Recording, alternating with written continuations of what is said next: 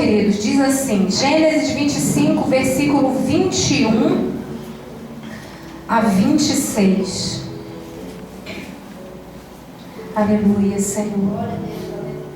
Isaque orou ao Senhor por sua mulher, porque ela era estéril, e o Senhor lhe ouviu as orações, e Rebeca, sua mulher, concebeu. Os filhos lutavam no ventre dela. Então disse: se é assim, por que vivo eu? E consultou ao Senhor. Respondeu-lhe o Senhor: 2 nações há no teu ventre, 2 povos nascidos de ti se dividirão. Um povo será mais forte do que o outro, e o mais velho servirá ao mais moço. Cumpridos os dias para que desse à luz, eis que se achavam gêmeos no seu ventre. Saiu o primeiro, ruivo, todo revestido de pelo, por isso lhe chamaram Esaú. Depois nasceu o irmão, segurava com a mão o calcanhar de Esaú, por isso lhe chamaram Jacó. Era Isaque de 60 anos quando Rebeca lhes deu à luz. Amém, amados? Glória a Deus. Queridos, essa mensagem, quantos já conhecem essa passagem? Amém? Hoje nós vamos aprender mais ainda do que o Senhor já tem nos ensinado quando lemos essa mensagem. Essa mensagem, queridos, nos fala muitas coisas. Quiséramos nós ter tempo suficiente para esquadrinhar cada linha, cada entrelinha do que aquilo que essa mensagem passará para nós, do que aquilo que o Espírito Santo deseja falar ao nosso coração. Mas olha, para você que já conhece a história de Esaú e de Jacó, você sabe que irmãos gêmeos nascidos do mesmo ventre, porém muito diferentes. Amém? Já dentro do ventre de Rebeca, sua mãe, se fazia a separação entre 2 povos, entre 2 nações, entre 2 destinos. Pela graça do nosso Deus, o destino de Jacó foi traçado, diferentemente do destino de Esaú, que não era o filho da promessa. Mas a promessa do Senhor estava sobre a vida de Jacó. Amém? E o Senhor, em que pese muitos atropelos, tinha que cumprir aquilo que ele disse para Abraão, o pai da nossa fé. Amém, amados? Quantos se recordam da promessa que o Senhor fez para Abraão? Abraão, tu serás pai de uma grande nação. Abraão, queridos, não viu essa grande nação. Abraão gerou Isaque. Amém? Amém. E Isaque gerou Jacó e Esaú. Amém, amados? E a partir daí, então, Deus escreveu a história do seu povo para concretizar na vida dele aquilo que ele prometeu a Abraão.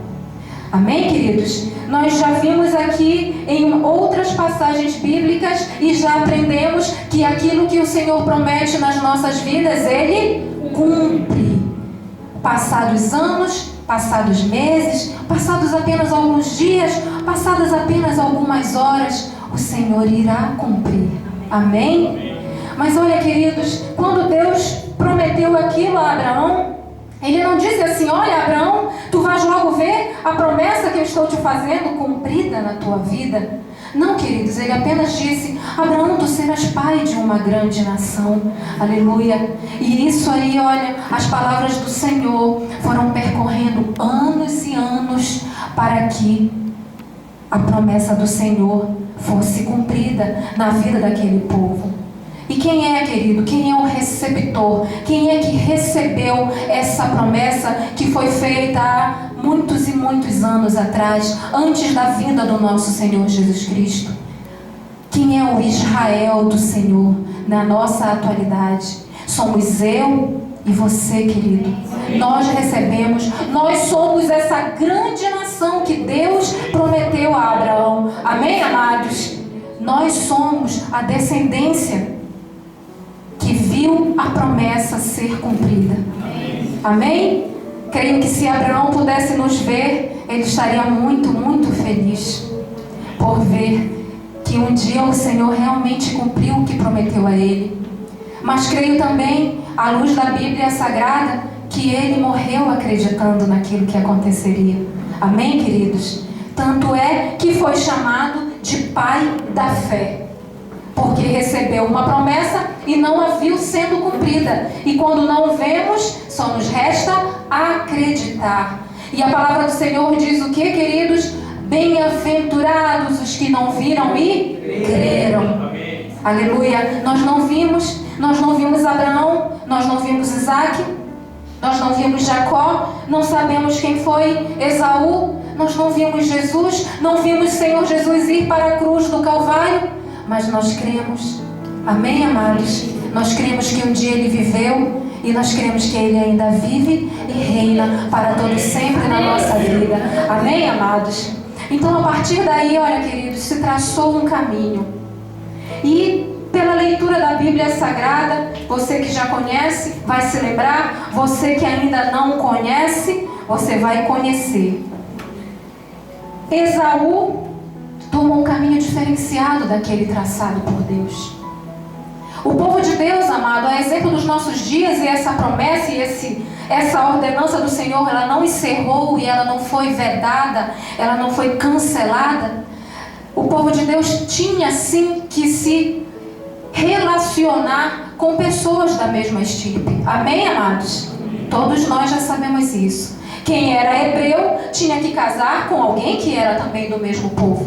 Amém? Então, quando Abraão estava já bem velhinho, em dias de morrer, ele disse: olha, meu servo vai atrás de uma esposa para o meu filho Isaque, porque ele não pode se casar com as mulheres dessa terra, Canaã, porque era um povo pagão.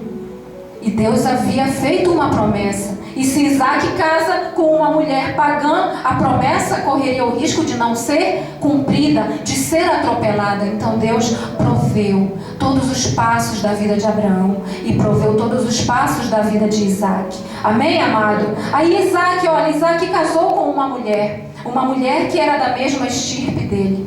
Aí quando Isaque teve Jacó, ele também se preocupou que Jacó se casasse com uma mulher também que era do mesmo povo.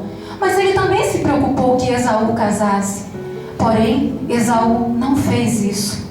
Esaú tomou para si em casamento mulheres que não faziam parte do povo de Deus. Então Esaú jamais seria o veículo do cumprimento da promessa de Deus, pela desobediência que assolou a vida de Esaú. Esaú não poderia receber a promessa do Senhor, porque não foi obediente às palavras do seu pai, Isaque.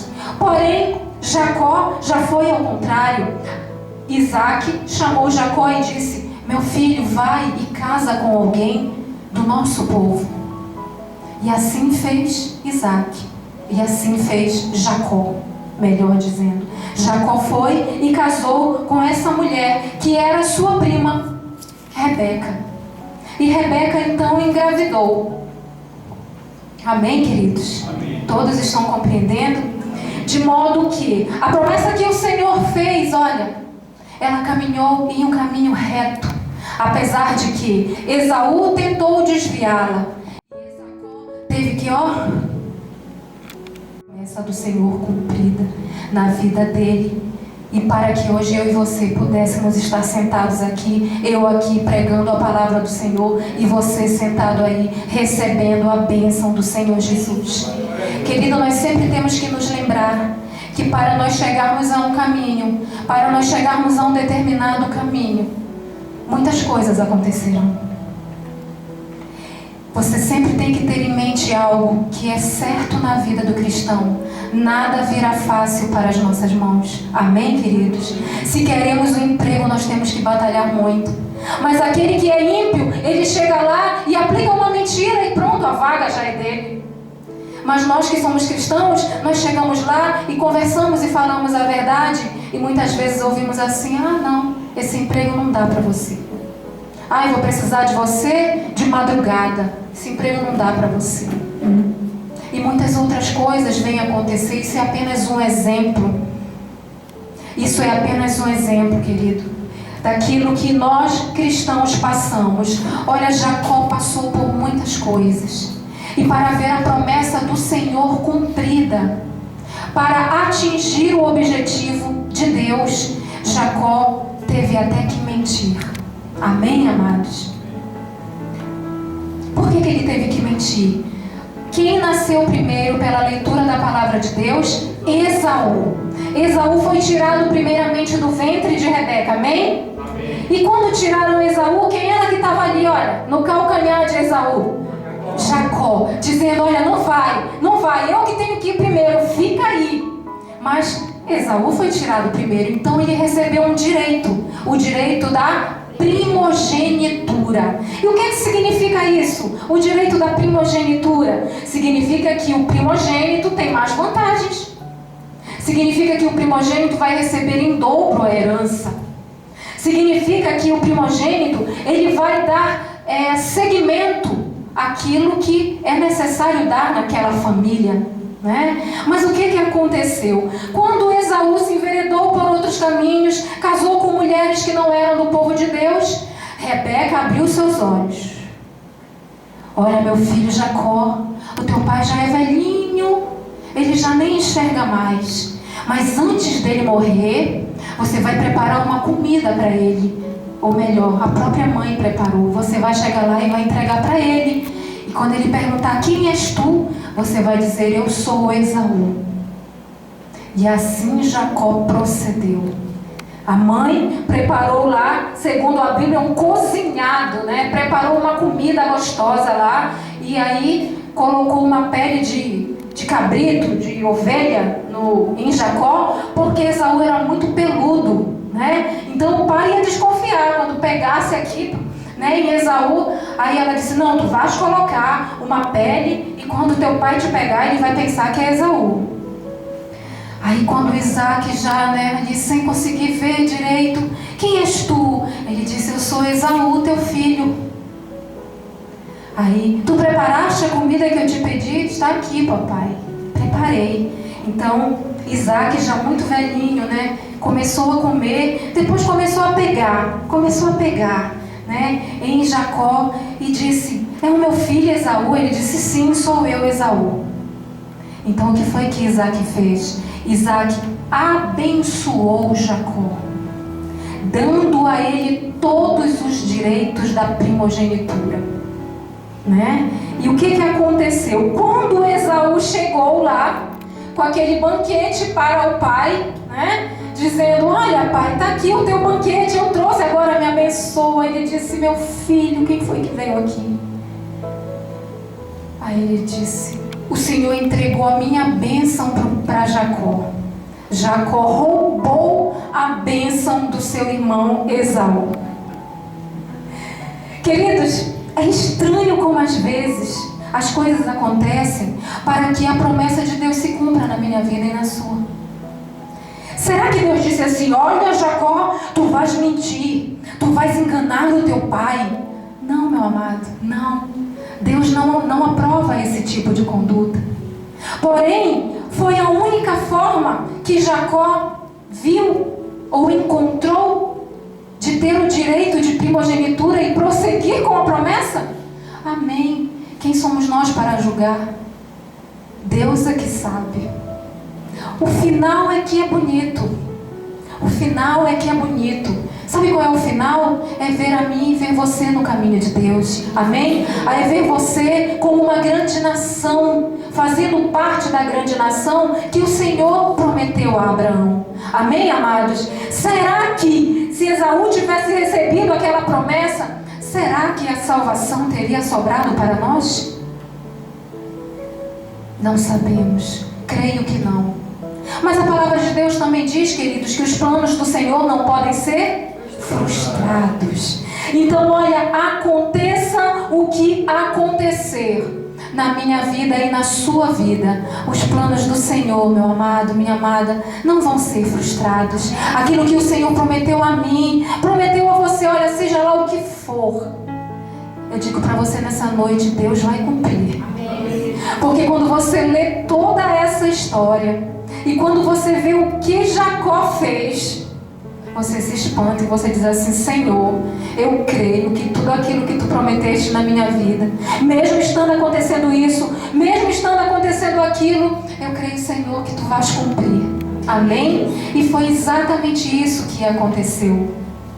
Porém, queridos, o fato de Jacó ter roubado a bênção do seu irmão Esaú provocou ira dentro de Esaú, provocou ódio pelo seu irmão.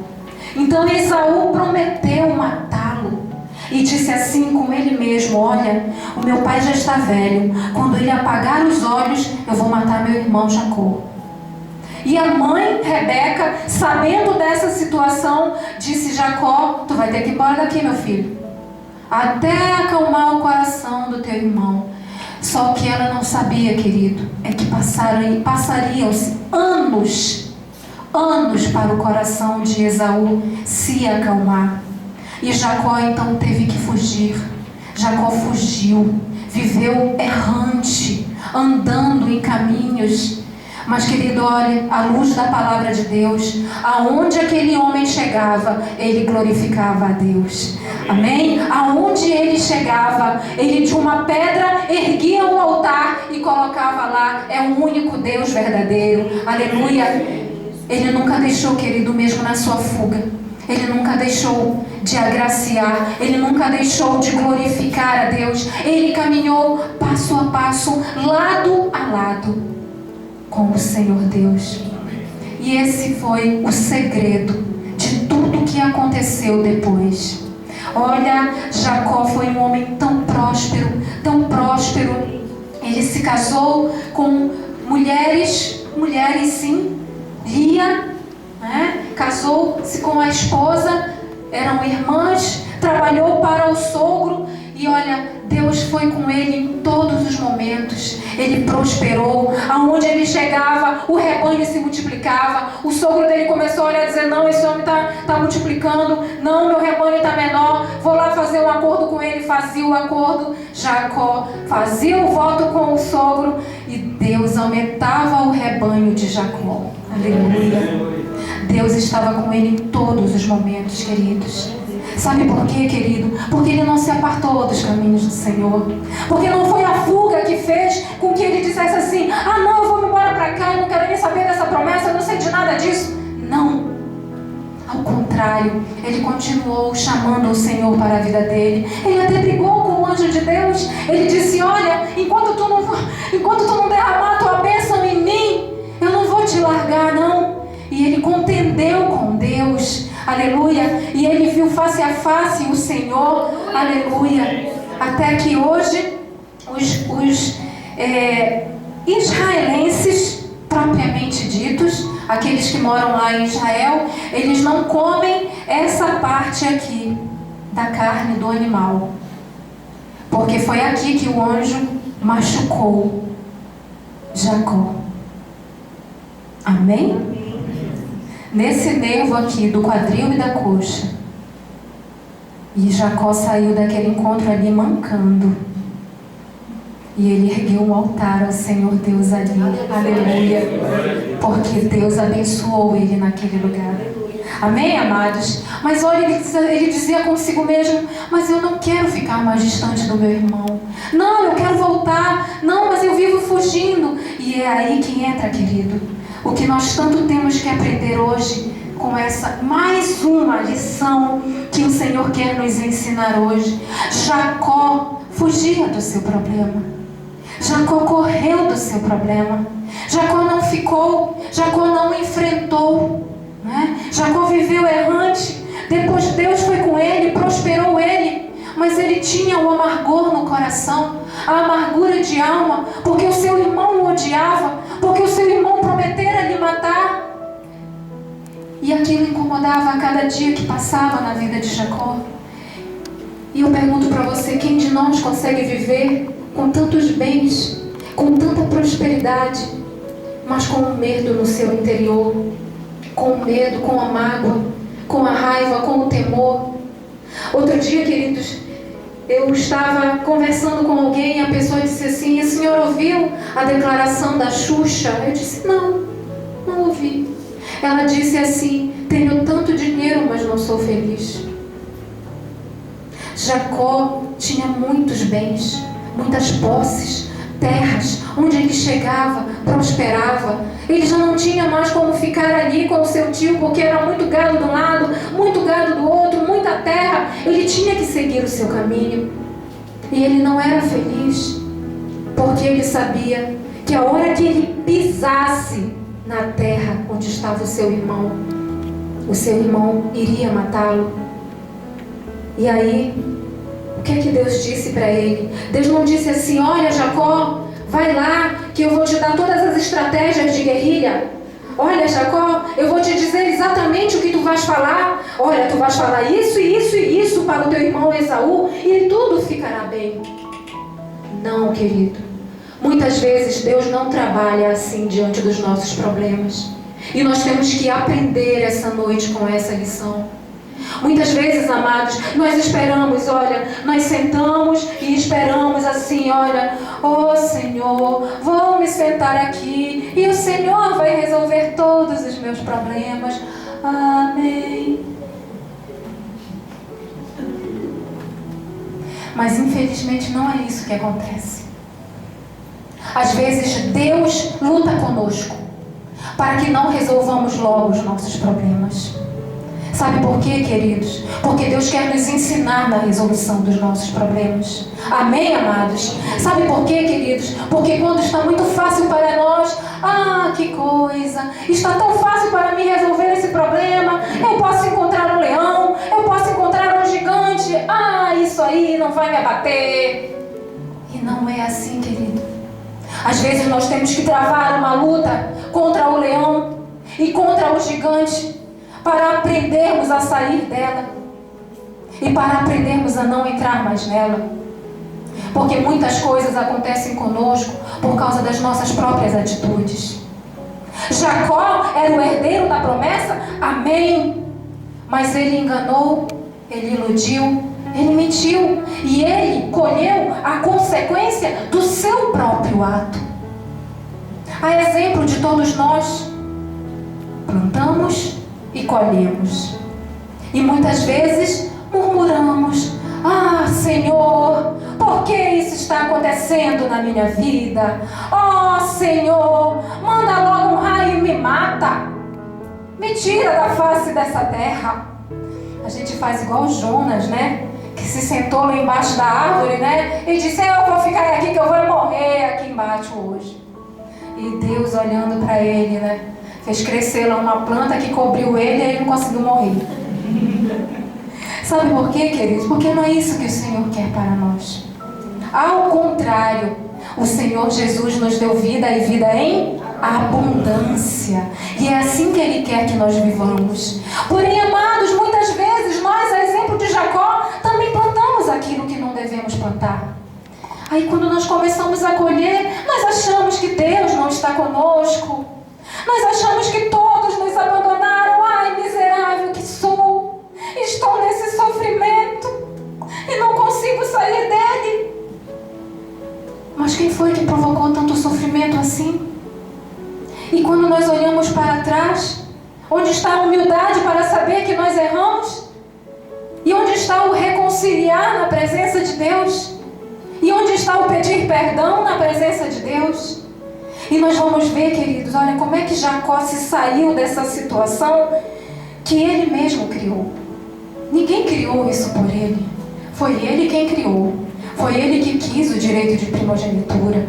Foi ele que fez lá tudo. Foi ele que enganou o pai dele. Foi ele que disse: eu sou teu filho Esaú, sendo Jacó. Foi ele. E se ele viveu errante, e se ele viveu fugitivo, ele colheu tudo aquilo que ele plantou. Mas o importante, querido, olha, é colher e saber que Deus está na minha vida e na sua, ainda que nós estejamos colhendo algo que nós plantamos. Amém, amados? Sabe por quê, querido? Porque uma coisa é você e eu colhermos sem Jesus. E outra coisa é nós colhermos com Jesus. Amém? Quando nós colhemos sem Jesus, nós podemos até chegar ao enforcamento. Quantas pessoas se matam aí fora, queridos? E eu conheço história até de cristãos que se mataram. Sabe por quê, queridos? Porque não tem Jesus verdadeiramente na sua vida. Porque não conhecem o Deus da força, o qual louvamos agora há pouco. Porque não conhecem o Deus do impossível, o qual louvamos agora há pouco. Porque falam palavras da boca para fora e não pensam naquilo que estão dizendo. Porque não tem fé nem do tamanho de um grão, olha, de mostarda. Porque Jesus disse, basta a fé do tamanho de um grão de mostarda. E você vai dizer, olha, monte, sai daqui e te precipita naquele abismo. E ele assim fará. Amém. Aleluia. Mas tem pessoas, olha, queridos, que mesmo estando ouvindo a palavra de Deus, elas não conseguem ter fé. Elas não conseguem abrir o seu coração. Elas não conseguem visualizar com os olhos espirituais os anjos do Senhor no momento da tribulação. Não conseguem. Só que Jacó estava ali, passando aquela luta, com medo, querendo voltar, querendo abraçar o seu irmão, mas dizendo dentro dele mesmo, ai, eu vou voltar e ele vai me matar. Ai, eu não vou ter mais paz na minha vida. Ai, eu tenho tantos bens, olha, eu tenho tanto gado, eu tenho tantas posses, tantos servos e servas, mas eu não tenho alegria interior. Porque existe um problema na minha vida que eu não consigo resolver. Aí o Senhor disse assim para ele, olha, Jacó, volta lá para a tua terra e eu sou contigo. Aleluia, Jesus. Deus não disse assim, olha, Jacó, volta para lá, chega com teu irmão Esaú e fala assim, olha, Esaú, eu fiz isso porque tu tinha casado com duas lá da outra estirpe e não era assim. A promessa estava sobre a minha vida, então eu tive que fazer isso. Olha, eu tive que mentir, eu tive que enganar. Deus não disse assim, olha, Jacó, encontra com teu irmão, finge que nada aconteceu, vai lá e dá um abraço nele e tudo se resolverá. Sabe por que Deus não fez isso, querido? Sabe por que muitas vezes Deus não faz isso conosco também? Deus também não diz assim, olha, Raquel, você está com esse problema, então você vai fazer assim, ó, siga esses passos. É a receita para você sair. Porque Ele quer que você pense, Raquel. Ele quer que eu pense. Ele quer que nós utilizemos a nossa inteligência, queridos. Aquela onde o Espírito Santo habita. Aquela que o Espírito Santo governa. Amém? Nessas horas, o nosso intelecto voltado para Deus, unido com o intelecto de Deus, vai fazer com que nós achemos a solução para os nossos problemas. Amém, amados? Deus sabia que Jacó podia. Deus confiava em Jacó. Aleluia. Deus confia em mim. Deus confia em você. Deus sabe que você tem comunhão com Ele. Deus sabe que você se prostra diante dEle todos os dias.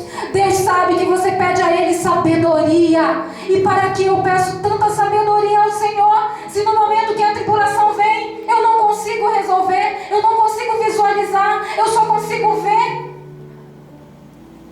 a derrota, a tristeza, eu só consigo nutrir a mágoa dentro do meu coração. E onde está a minha mente voltada para Cristo? E onde está a minha inteligência que o Senhor Deus direciona? Deus confiava em Jacó, querido, e Ele confia em mim e em você também. Amém, queridos? E olha, não espere que Deus resolva os seus problemas, não. Busque de Deus a orientação para resolvê-los. Sabe por quê, queridos? Porque nós somos a imagem e semelhança do Senhor Deus. Amém? E nós dizemos todos os dias, eu tenho a mente de Cristo. Aleluia. Já não vivo mais, mas Cristo vive em mim.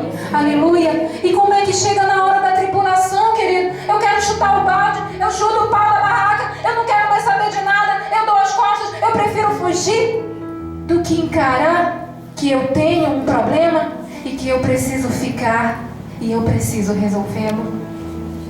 Jacó chegou um momento, um ponto conclusivo na sua vida. Não podia mais fugir. Tinha que acabar. O problema tinha que ser resolvido, tinha que encerrar.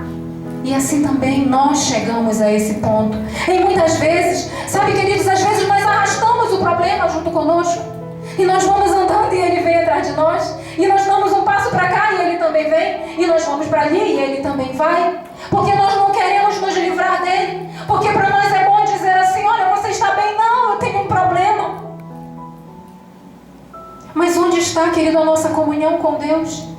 Onde está aquele que vive e reina para sempre na nossa vida? É hora dele se manifestar, meu amado. Minha amada, é hora de Deus se manifestar na minha vida e na sua. É hora de nós provarmos o sobrenatural de Deus. É hora de nós pararmos de falar as coisas da boca para fora. É hora, querido, de deixar a empolgação de lado e viver uma vida voltada para Deus verdadeiramente.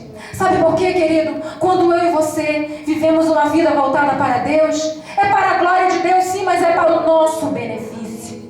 Amém, amados? Não sejamos mais meninos, porque não somos mais meninos. Somos homens e mulheres e estamos diante da presença de Deus. E já não podemos mais fazer coisas que fazíamos outrora, porque nós engatinhávamos na presença de Deus e Ele colocava então uma chupeta e uma mamadeira na nossa boca e dizia: oh, meu filho, eu sou contigo. Mas agora Ele diz: olha, levanta, homem, levanta, mulher, eu sou contigo. Para de fugir do teu problema e encara de uma vez, porque eu, teu Deus, sou contigo. Aleluia. E é isso que o Senhor diz para mim e para você nessa noite, querido. Ele não quer mais que eu e você arrastemos isso, esse bonde que vem aí atrás de problema, de tribulação, de uma vida que não muda, de uma vida que estagnou. Não é isso que Deus quer para nós, amados. Deus quer que nós cresçamos. Deus quer que nós saiamos do pequeno, passemos para o grande de Jesus Cristo. Não podemos esquecer, queridos, olha, que o Senhor Jesus morreu numa cruz por nós. E esse sacrifício, ele não pode ficar, olha, cada dia menor. Porque antes, quando eu me converti, Jesus morreu na cruz por mim, eu tenho que fazer isso, eu tenho que agradecer todos os dias, eu sou um eterno devedor. Com o passar dos anos, Jesus morreu na cruz por mim. Olha, morreu na cruz por você também. Nós temos que ir à igreja, nós temos que fazer a obra. Oh, Jesus morreu na cruz por mim. Bora ali na praça, bora. Amados, nós não podemos deixar o sacrifício de Jesus virar nada nas nossas vidas. Muitos cristãos estão sendo tragados aí pelo mundo, porque não reconhecem mais a grandiosidade desse amor. O amor tão grandioso que nós não podemos mensurar. O amor do qual nós falamos, amados, todos os dias. Nós não dizemos assim para as pessoas que nós conhecemos: Jesus te ama.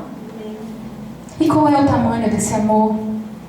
E se eu conheço esse amor, mas se eu não vivo de acordo com ele, como aquela pessoa que está ouvindo eu dizer: Jesus te ama, vai conhecer. Então, primeiro, querido, nós temos que viver esse amor. Amém, amados?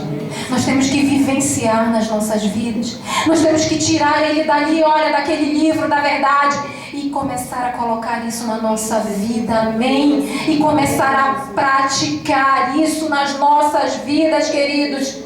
Porque nós somos exemplo, e nós temos que ser exemplo de verdadeiros cristãos, de cristãos genuínos, daqueles que conhecem, aleluia, o Todo-Poderoso Deus, o Deus de Abraão, de Isaac, de Jacó, aleluia, o Deus da promessa, o Deus que me trouxe a esse mundo, o Deus que trouxe você a esse mundo. Para que Ele nos trouxe aqui, queridos?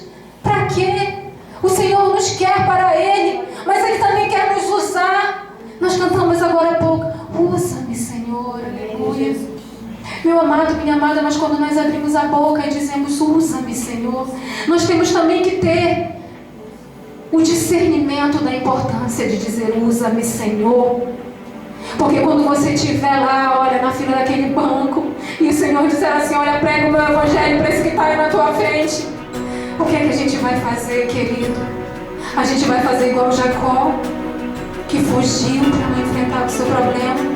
A gente vai fazer igual Jonas, que disse: Senhor, eu vou lá falar com esse povo de Nínive, que cidade, porque tu é um Deus misericordioso. Daqui a pouco tu diz assim, não, eu não vou destruir, não, eu vou ficar com cara de tacho. Aí Jonas fugiu.